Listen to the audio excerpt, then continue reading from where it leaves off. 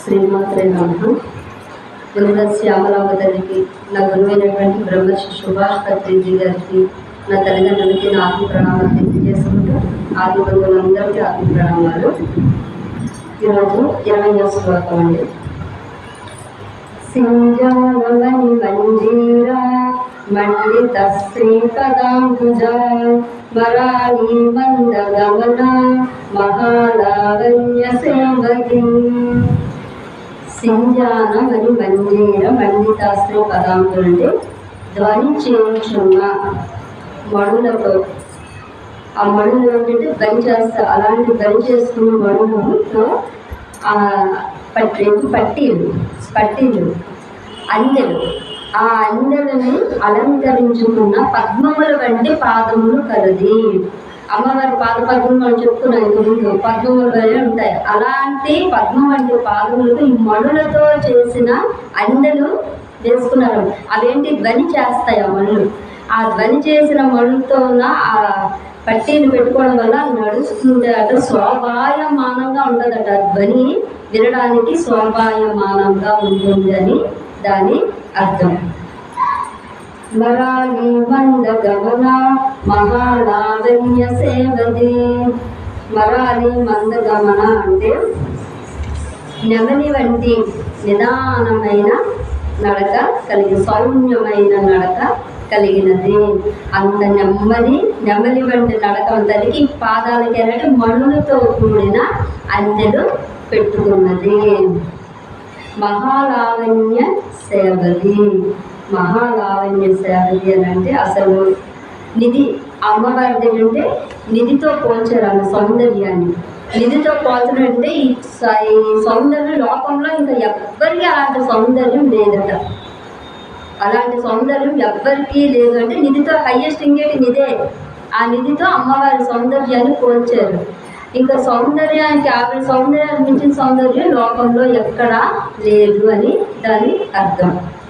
తర్వాత సర్వారుణ నవద్యాంగి సర్వాభరణభూషిత శివకామేశ్వరాంగస్థ శివ స్వాధీన వల్లభ. సర్వారుణ అంటే అమ్మవారి యొక్క వస్త్రం, ఆభరణాలు, పుష్పములు, శరీరం, కాంత్యాద్యులన్నీ కూడా ఎర్రని రంగులో ఉన్నాయి. మొత్తం ఎర్రని రంగులో ప్రకాశిస్తూ ఉన్నాయి. అమ్మవారు రావడమే ఎరుపు రంగులో వచ్చారు. ఆ ప్రకాశనలుగా ఈ భూమండలాన్ని అంతా కూడా ప్రకాశింపజేసినంత వెలుగుతో వచ్చారు.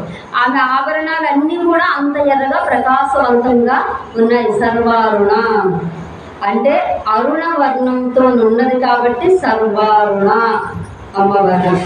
నవద్యాంగి, అనవద్యాంగి అంటే దోషరహితమైన శాస్త్రీయమైన అవయవములు కలిగినది. దోషరహితం అంటే రహితం, అసలు దోషం అనడానికే లేదు. అలా అంటే ఎలాంటి వంక పెట్టడానికి లేని అవయవములు కలిగినది. అంత సౌందర్యానికి ఇంకేం వంక పెడతామండి మనం? ఎలాంటి వంకలు పెట్టలేనంత అందమైన తల్లి, సౌందర్యవంతమైన తల్లి. సర్వాభరణ భూషిత, సర్వ ఆభరణాలు అలంకరించుకున్నది, అన్నిటినీ ధరించింది. ఏంటి? ఈ శిరస్సు పైన ఉన్న చూడామని దగ్గర నుంచి పాదములకు పెట్టిన మట్టెల వరకు అన్నీ ధరించినది. అన్ని ఆభరణాలు కూడా ధరించింది. సర్వాభరణ భూషిత. శివకామేశ్వరాంకస్త శివ స్వాధీన వల్లభ. శివకామేశ్వరాంకస్త అంటే కామేశ్వరుడు, మహాకామేశ్వరుడు వామాంకమును అధిష్ఠించినది అని అర్థం. అంటే కామేశ్వరుడైన ఆ పరమేశ్వరుడు, ఆ శంకరుని యొక్క తొడ మీద అధిష్టాన స్థానం కలిగినది. ఆ తొడ మీద కూర్చుండేది. శివకామేశ్వరాంకస్త. శివ స్వాధీన వల్లభ అని అంటే పరమేశ్వరుని, పార్వతీదేవి తపస్సు చేసి పరమేశ్వరుని స్వాధీనపరుచుకుంది. అప్పుడు పరమేశ్వరుడు చెప్పిన మాట తవాస్మి సతః అన్నాడు. అంటే ఆ అర్థము స్వాధీన వల్లభురాలు. అప్పుడు ఆయన చెప్పేశారు. అంటే ఆయన శివం యొక్క శక్తే ఆవిడ.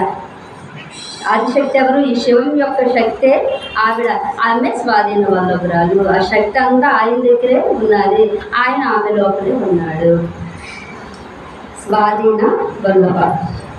20వ శ్లోకం. సుమేరు శృంగ మధ్యస్థ శ్రీమంగళనాయక అంటే సుమేరు శృంగ మధ్యస్థ అంటే మేరు పర్వతం.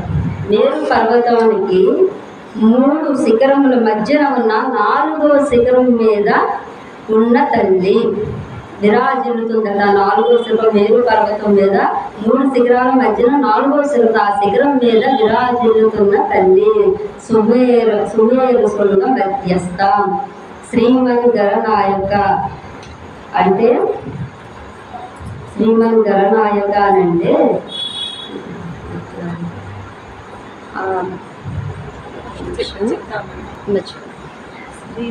శ్రీనగరము. ఇప్పుడు ఎలా ఉంది అది? శ్రీనగరము శక్తివంతమైనది, ఐశ్వర్యంతో కూడినది. అలాంటి శ్రీనగరములకి నాయకురాలు ఆమె, శ్రేష్టమైనది అయిన ఆ శ్రీనగరములకి ఆమె నాయకురాలు. శ్రీనగరం ఎవరు? అమ్మవారు అగ్నిలోంచి ఉద్భవించినప్పుడు విశ్వకర్మ కడతాడు, నగరాన్ని కడతాడు. బ్రహ్మ చెప్తారు ఒక నగరం కట్టడం, అదే శ్రీనగరం, అదే శ్రీచక్రం. శ్రీచక్ర రాజ చెప్తారు కదా, అమ్మవారి యొక్క నగరం శ్రీచక్రం. ఆ శ్రీనగరం యొక్క నాయకురాలు ఆమె. అది ఐశ్వర్యవంతమైంది అనేసి దాని అర్థం. చింతామణి గృహంతస్థ పంచబ్రహ్మాసన స్థిత. చింతామణి మణులతో చేసిన గృహంలో నివసిస్తూ ఉన్నది. చింతామణి అని ఒక మణి. ఆ మణి ఎవరి దగ్గర ఉంటే అది కోరిన కోరికలు తీరుస్తుంది. ఆ మణి దగ్గర ఉంటే కోరిన కోరికలు తీరుస్తుంది. అలాంటి చింతామణిలో, అలాంటి గృహంలో అమ్మవారు నివసిస్తూ ఉన్నారు. పంచబ్రహ్మ సంస్థిత అంటే పంచబ్రహ్మ 5 బ్రహ్మలు, బ్రహ్మ, విష్ణు, ఈశ్వర, ఈశానుడు, సదాశివుడు. ఈ పంచబ్రహ్మ యొక్క సంస్థిత అంటే ఈ బ్రహ్మ, విష్ణు, ఈశ్వర, ఈశానులు 4 కోళ్ళుగా, సదాశివుడు పరుపుగా ఉన్న ఆసనం మీద అధిష్ఠించిన తల్లి. ఈ పంచబ్రహ్మలతో చేసిన ఆసనం మీద కూర్చున్నది, అధిష్ఠించిన తల్లి పంచబ్రహ్మ సంస్థిత. మహాపద్మాటవీ సంస్థ కదంబ వనవాసిని. మహాపద్మాటవీ సంస్థ అంటే ఈ బ్రహ్మరంధ్రం ఉంది కదా, ఈ బ్రహ్మరంధ్రం దగ్గర సహస్ర స్వరూపమైన పద్మారణ్యంలోని అమ్మవారు ఉండును. అంటే ఈ బ్రహ్మరంధ్రం దగ్గర ఇక్కడ సహస్ర రేకులతో ఉంటుంది పద్మము, 1000 రేకులతో ఇక్కడ ఉంటుంది. ఆ 1000 రేకులు ఉన్న పద్మములో అమ్మవారు ఉండును అని అర్థం. ఇది ధ్యానం చేసిన వాళ్ళు తెలుస్తుంది. మన మూలాధారం నుంచి ఈ సహస్రానికి వెళ్ళినప్పుడు ఆ పద్మం ముడుచుకొని ఉంటుంది. ఎప్పుడైతే మనం జ్ఞానం వేసి యోగి స్నానానికి వెళ్ళినప్పుడు ఈ పద్మం ఏటట ముడుచుకున్న పద్మం వికసిస్తుంది. ఆ వికసించే పద్మం ఎలా ఉంటుందంటే 1000 రేకుల బంగారు రేకులతో 1000 రేకులు ఉన్న పద్మం ఇక్కడ ఉంటుంది. అది విచ్చుకుంటుంది జ్ఞానం వచ్చిన వాళ్ళకి, అది విచ్చుకుంటుంది. ఆ స్థానంలో అమ్మవారు ఉన్నారు అని దాని అర్థం. సుధాసాగర మధ్యస్థ కామాక్షి మహాపద్మటవి కదంబ వనవాసిని. కదంబ వనవాసిని అంటే కదంబ వనంలో నివాసం ఉంటున్న తల్లి. కదంబం చెప్పుకున్నాం కదా, అలాంటి ఆ వనంలో నివాసం ఉంటున్న తల్లి. శివుడికి చాలా ఇష్టమైంది కదా కదంబ పూలనే కదా. సుధాసాగర మధ్యస్థ కామాక్షి కామదాయని. సుధాసాగరం అంటే సుధా అంటే అమృతం, చైతన్య అమృత సాగర మధ్యలో ప్రకాశవంతంగా ఉన్న తల్లి. ఇది జ్ఞానపరంగా చెప్పుకుంటే ఇది చైతన్యం లోపల ఉన్నది. మనం ధ్యానం చేసేటప్పుడు అమృతం మన శరీరంలోనికి ప్రవేశిస్తుంది. అందుకే సాధన చేసే వాళ్ళు ఆయుష్ పెంచుకుంటారు. అమృతం అంటే అది తాగేది ధ్యానామృతం వేరే. ఆ అమృత స్థానం, ఆ సాగరం మధ్యలో అమ్మవారు అంటే ఇక్కడ అమ్మవారు నివాసం ఉన్నది, ప్రకాశిస్తూ ఉన్నది అని అర్థము. సుధాసాగర్ మధ్య కామాక్షి, కమనీయమైన కన్నులు కలది, అందమైన కన్నులు కలది. కామిదాయని అంటే కోరిన కోర్కెలు తీర్చు తల్లి. ఆ పరాశక్తిని ఎవరైతే నమ్ముకుంటారో ఆ భక్తుని యొక్క ఇహ పర కోరికలు తీర్చు తల్లి అని అర్థమండి. శ్రీమాత్రే నమః. 22 వరకు కదా, 24 వరకు అయ్యాయా? 20 రేపు నుంచి 24. శ్రీమాత్రే నమః. కర్దమాలో ఉన్న శ్రీచక్ర నగర మంత్రం రండి. శ్రీచక్ర నవమంత్రం రండి. కర్దమాల స్తోత్రరత్నంలో ఫస్ట్ త్రైలోక్య మోహన చక్ర స్వామి, త్రైలోక్య మోహన చక్ర స్వామి ఉండొచ్చు అక్కడి నుంచి. శ్రీచక్ర నవమంత్రంలో ఓం ఐం హ్రీం శ్రీం త్రైలోక్య మోహన చక్ర స్వామినే నమః అంటే సర్వ సమ్మోహము చేయు మాతకు నమస్కారము. మొదటిది అమ్మవారే, త్రైలోక్య మోహన 3 లోకాలకి దేని అమ్మవారికి మనం నమస్కారము చెప్తున్నాము. రెండోది ఓం ఐం హ్రీం శ్రీం సర్వసా పరిపూరక చక్ర స్వామినే నమః సమస్త కోరికలను నెరవేర్చు మాతకు నమస్కారము. రెండవ దాని అర్థం ఏంటంటే సర్వసా పరిపూరక చక్ర స్వామినే నమః అంటే మన సమస్త కోరికలను నెరవేర్చు మాతకు నమస్కారము అని చెప్తున్నాము. ఓం ఐం హ్రీం శ్రీం సర్వ సంక్షోభన చక్ర స్వామినే నమః అంటే సమస్త బాధలను నివారించు మాతకు నమస్కారము. మనం ఇన్ని రోజులు తెలియక చదివినా దాని ప్రతిఫలం అలాగే ఉంటుందండి. దానికి ఈ అర్థాలు తెలియక చదివినా ప్రతిఫలం అయితే పోదు. ఈ సమస్త బాధలను నివారించు మాతకు నమస్కరిస్తున్నాను. ఓం ఐం హ్రీం శ్రీం సర్వ సౌభాగ్యదాయక చక్ర స్వామినే నమః అంటే సర్వ సౌభాగ్యములు చేకూర్చు మాతకు నమస్కరిస్తున్నాను అని. ఓం ఐం హ్రీం శ్రీం సర్వార్థ సాధక చక్ర స్వామినే నమః అంటే సమస్త సాధన చేయగల మాతకు నమస్కరిస్తున్నాను. ఆరోది ఓం ఐం హ్రీం శ్రీం సర్వరక్షాకర చక్ర స్వామినే నమః అంటే సర్వకాల సర్వావస్థల యందు రక్షణగా ఉండు మాతకు నమస్కరిస్తున్నాను. అంటే ఇవన్నీ మనకు తెలియకపోయినా మన బాధలు పోగొడుతున్న తల్లికి, మనకి సర్వ సంపదలు ఇస్తున్న తల్లికి, మనకి సర్వదా రక్షిస్తున్న తల్లికి నమస్కారం అని మనం రోజు చెప్తూనే ఉన్నాం అమ్మవారికి. ఓం ఐం హ్రీం శ్రీం సర్వరోగహర చక్ర స్వామినే నమః అంటే సమస్త రోగాలను నివారించగల మాతకు నమస్కారము. మనం రోజు అడుగుతున్నాం మన రోగాలు తీయమని. ఓం ఐం హ్రీం శ్రీం సర్వానందమయ చక్ర స్వామిని అంటే సర్వ విధముల ఆనందమును కలుగజేయు మాతకు నమస్కరిస్తున్నాను. మనకు అన్ని విధాల ఆనందాన్ని కలుగు చేయమని ఆ మాతకు మనం నమస్కరిస్తాం. ఈ 9 అర్థాలు మనం చెప్పి రోజు మనం వీటిని చదువుతూ ఉన్నాము. అమ్మకి నమస్కారం పెడుతూనే ఉన్నాము. ప్రతిఫలం వచ్చే తీరుతుంది, నమ్మకం మాత్రం ఉంచుకోండి. ప్రతిఫలం వచ్చే తీరుతుంది, నమ్మకం.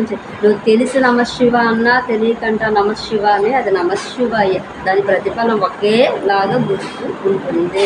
సో ఖడ్గమాల ఎప్పుడైతే ఇవి మనం తెలియక చదివినా తెలుసా వీటి శక్తి ఎంత ప్రభావం ఉంటుందంటే ఈ మంత్రములు నిత్యం పఠించే వారికి ఎల్లవేళలా శుభం కలుగుతూనే ఉంటుంది. ఎప్పుడు శుభం కలుగుతూనే ఉంటుందండి. జై గురుదేవ్. జై శ్రీకృష్ణ. జై శ్రీకృష్ణ. ఓం శ్రీ పరమాత్మనే నమః. శ్రీమద్భగవద్గీత అథ ద్వితీయోధ్యాయః సాంఖ్యయోగః.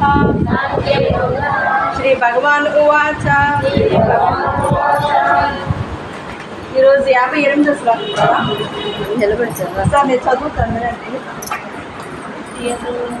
యదా సంహారతే చాయం పూర్వోగానీవ సర్వసః ఇంద్రియాణీంద్రియార్థేభ్యః తస్య ప్రజ్ఞా ప్రతిష్ఠితా చెప్పండి. యదా సంహారతే చాయం యదా సంహారతే చాయం యదా సంహారతే చాయం యదా సంహారతే చాయం పూర్వోంగానీవ సర్వసః పూర్వోంగానీవ సర్వసః పూర్వోంగానీవ సర్వసః పూర్వోంగానీవ సర్వసః ఇంద్రియాణీంద్రియార్థేభ్యః ఇంద్రియాణీంద్రియార్థేభ్యః ఇంద్రియాణీంద్రియార్థేభ్యః తస్య ప్రజ్ఞా ప్రతిష్ఠితా తస్య ప్రజ్ఞా ప్రతిష్ఠితా తస్య ప్రజ్ఞా ప్రతిష్ఠితా. చూడండి 57వ శ్లోకంలో కూడా ప్రజ్ఞా ప్రతిష్ఠిత ఉన్నారు. ఇక్కడ కూడా చివర ప్రజ్ఞా ప్రతిష్ఠిత. అయితే ప్రజ్ఞా ప్రతిష్ఠిత అంటే ప్రజ్ఞ అంటే బుద్ధి పరమాత్మ యందు సంపూర్ణంగా నిలపడమే ప్రజ్ఞ. ఆ ప్రజ్ఞని ప్రతిష్ఠించేవాడు స్థిత ప్రజ్ఞుడు. మనకి చాలా ప్రతిష్టలు కావాలి, కీర్తి ప్రతిష్టలు కావాలి కదా, ధన ప్రతిష్ఠ కావాలి, ఇంకా కుల ప్రతిష్ఠ కావాలి. వీటి కోసం సామాన్యమైన మానవులు వెంపటాడతారు అని కృష్ణ భగవానుడు చెప్తున్నారు. స్థితప్రజ్ఞుడు మాత్రం ప్రజ్ఞా ప్రతిష్ఠత కోసం ఆయన ఆరాటపడతాడు అని చెప్తున్నారు. అయితే బాగుంటుంది. తాబేలు తన అంగములను అన్ని వైపుల నుండి లోపలకు ముడుచుకున్నట్లుగా ఇంద్రియములను ఇంద్రియార్థముల నుండి అన్ని విధముల ఉపసంహరించుకున్న పురుషుని యొక్క బుద్ధి స్థిరముగా ఉన్నట్లు భావింపవలెను. అయితే స్థితప్రజ్ఞుడు అంటే బుద్ధిని పరమాత్మ మీద నిలిపేవాడు స్థితప్రజ్ఞుడు కదా. అయితే రమణ మహర్షి ఉన్నారు, ఆయనకి ఇంద్రియాలు ఉన్నాయి, ఉన్నాయా లేదా? కళ్ళు, ముక్కు, నాలుగాలు, చేతులు ఆయనకి ఉన్నాయి, మనకి ఉన్నాయి కదా. ఆయనతో దాహం వేస్తే నీళ్ళే తాగుతారు, మనము అదే తాగుతాం. ఆకలేస్తే తింటారు, మనము తింటాం. కొంచెం ఒంటికి శ్రమ అనిపిస్తే ఆయన రెస్ట్ తీసుకుంటారు, మనము రెస్ట్ తీసుకుంటాం.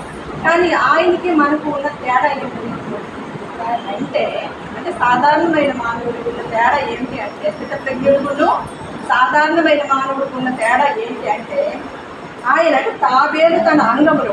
తాబేలు ఏం చేస్తుందండి? ఏదైనా తన ప్రమాదం వస్తే వెంటనే తన అవయవాలు ఏం చేస్తుంది? ముడుచుకుంటుంది కదా. తర్వాత సరే నేను సేఫ్ అనేటప్పుడు తన అవయవాలన్నీ తను ఓపెన్ చేసుకుంటుంది, చక్కగా ఫుడ్ తింటుంది, చక్కగా చలాయిస్తుంది. అలాగే స్థితప్రజ్ఞుడు తన ఇంద్రియాలని ఎప్పుడు ప్రయోగించాలి, ఎప్పుడు తిరిగి వెనక్కి తీసుకోవాలి అనేది స్థితప్రజ్ఞుడికి తెలుస్తుంది. సాధారణమైన మానవుడికి వాటి వెనక పరిగెత్తడమే, ఇంద్రియాలు వెనక అసలు ఏదైనా చూసామంటే అర్జెంటుగా పరిగెత్తడమే, వాసన చూసామంటే పరిగెత్తాలి, ఎందుకు అది పొందాలి అనే కోరిక. అంటే ఇంద్రియాల వెనకాల సామాన్య మానవుడు పరిగెడుతున్నాడు. కానీ స్థితప్రజ్ఞుడు ఇంద్రియాలు తన వశంలో పెట్టుకుంటాడు. ఆయన స్థితప్రజ్ఞుడు, ఆయన బుద్ధి పరమాత్మ యందు స్థిరంగా నిలబడుతుంది. అయితే ఆయన కర్మలు చేస్తాడు కదా,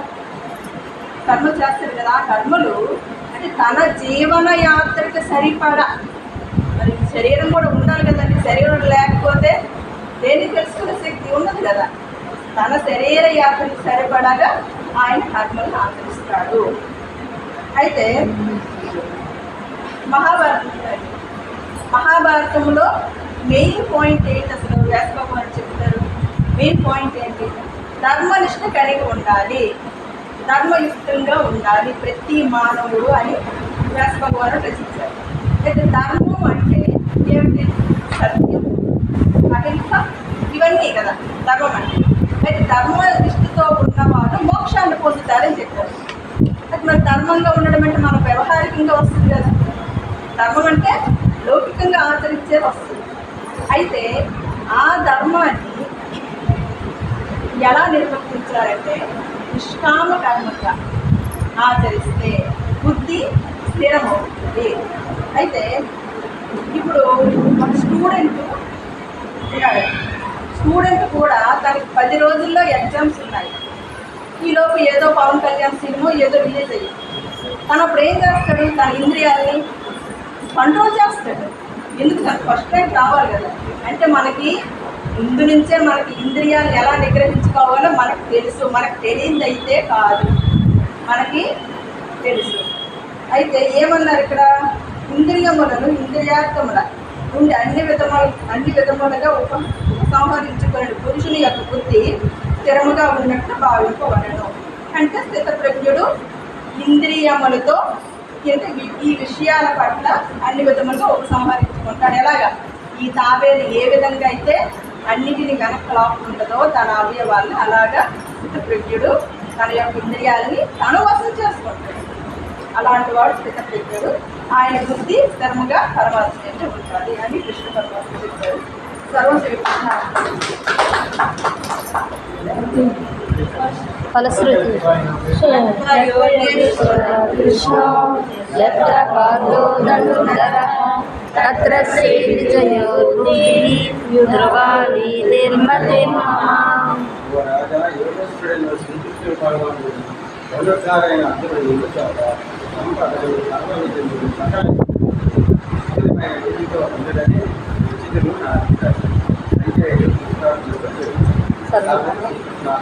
సర్వం శ్రీకృష్ణార్పణమస్తు. జై గురు. కదండి.